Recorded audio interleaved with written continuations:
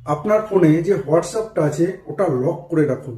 না হলে আপনার ফোনটা যদি অন্য কারোর হাতে 5 মিনিট 10 মিনিটের জন্য কেউ দেখতে নেয়, সে আপনার হোয়াটসঅ্যাপ চ্যাট স্ট্যাটাস চেক করে দেখতে পারে আপনি কার সাথে কি কথা বলেছেন, কি চ্যাট করেছেন, যে কেউ দেখতে পারে।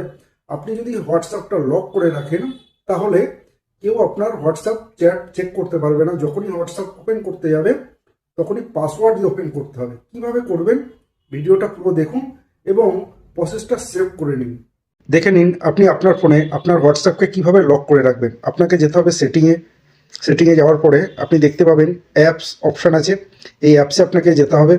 যাওয়ার পরে স্ক্রল করে আপনাকে নিচে আসতে হবে।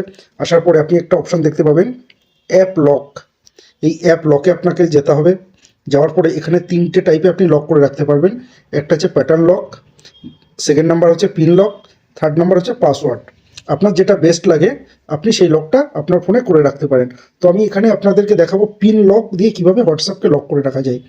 তো দেখুন এখানে আপনাকে একটা পিন সেট করতে হবে। আমি একটা পিন সেট করে নিচ্ছি,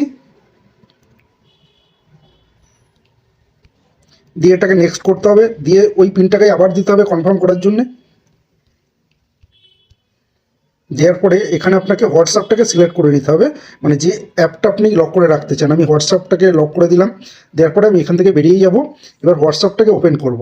দেখুন যে পিনটা দিয়ে আমি সেট করেছি ওই পিনটা দিলেই আমার হোয়াটসঅ্যাপটা আনলক হবে।